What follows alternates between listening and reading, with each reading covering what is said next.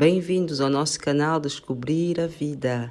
Hoje vamos ler um audiobook chamado A Criança, de Maria Montessori. Mas antes, eu vou pedir-te para deixares o teu like, pois isso contribui muito para o nosso canal crescer e para nós divulgarmos cada vez mais conteúdo significativo para o desenvolvimento infantil nos dias de hoje. Primeira parte: O século da criança. Capítulo 5: Os instintos naturais. Os animais superiores, os mamíferos, guiados pelo instinto, não se descuidam do período delicado e difícil da amamentação das suas crias. Dá-nos um exemplo disso a humilde gatinha que vive em nossas casas, quando esconde os filhotes recém-nascidos num lugar apertado e escuro. É tão ansiosa da sua prole que nem mesmo permite que a vejamos. E pouco tempo depois aparecem os gatinhos bonitos e vivazes. Os mamíferos, que vivem em liberdade total, reservam cuidados ainda maiores aos seus filhotes. Quase todos esses animais vivem em grupos numerosos, mas a fêmea próxima ao parto retira-se do grupo e procura um local afastado e escondido. Nascidos os filhotes, mantêm-os em silencioso isolamento por um período de tempo que varia, segundo a espécie, de 2 ou 3 semanas a 1 mês ou mais. A mãe transforma-se rapidamente em enfermeira e protetora das novas criaturas. Os recém-nascidos não poderiam permanecer nas condições habituais de um ambiente cheio de luz e barulho. Por isso, ela guarda-os em local tranquilo e protegido.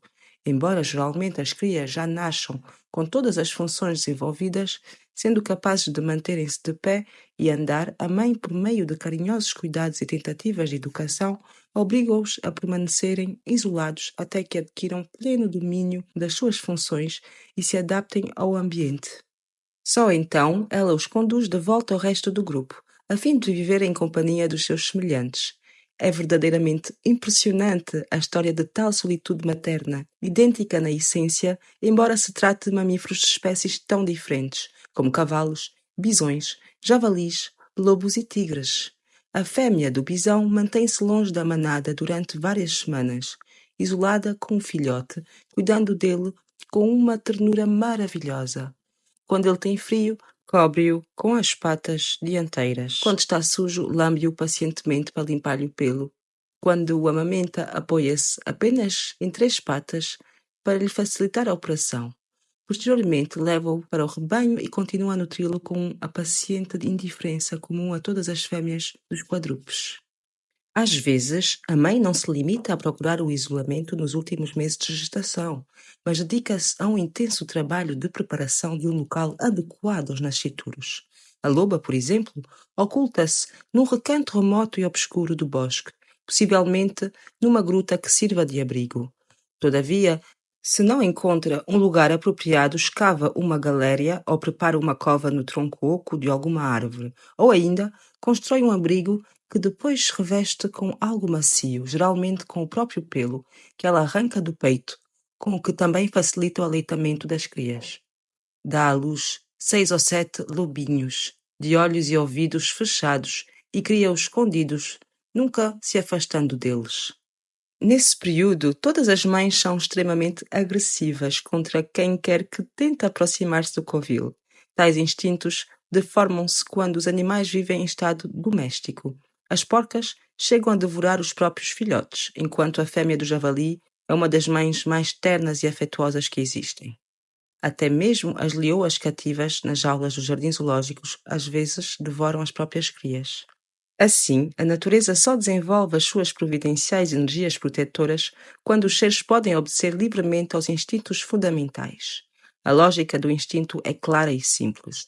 O mamífero recém-nascido deve receber uma assistência especial durante os seus primeiros contactos com o ambiente exterior. Deve-se, portanto, ter em conta um período inicial extremamente delicado, correspondente à sua chegada ao mundo, ao repouso necessário após o enorme esforço do nascimento e ao começo simultâneo de todas as funções. Depois disso, inicia-se a chamada primeira infância, ou seja, o primeiro ano de existência, o aleitamento, em suma, a primeira fase da vida no mundo. Os cuidados dos animais que isolam os próprios filhos não se limitam ao corpo. A mãe preocupa-se também com o despertar psíquico dos instintos que nascem do íntimo do novo ser para transformar um outro indivíduo da mesma raça. E tal despertar faz-se melhor com a luz reduzida e longe de ruídos, sob a vigilância da mãe que, alimentando-os, auxilia e aperfeiçoa amorosamente os filhotes. O potro, enquanto as suas extremidades se robustecem, aprende a conhecer a mãe e a acompanhá-la, e à medida que se manifestam naquele corpo frágil as características do cavalo, começam a funcionar as condições hereditárias. Por isso, a égua não permite que ninguém lhe veja o filho antes que este se transforme num cavalinho, assim como a gata não deixa que se examinem os filhotes antes que estes abram os olhos e se firmem nas patas, ou seja, que se transformem em gatinhos. É evidente que a natureza zela com os maiores cuidados por estas poderosas realizações.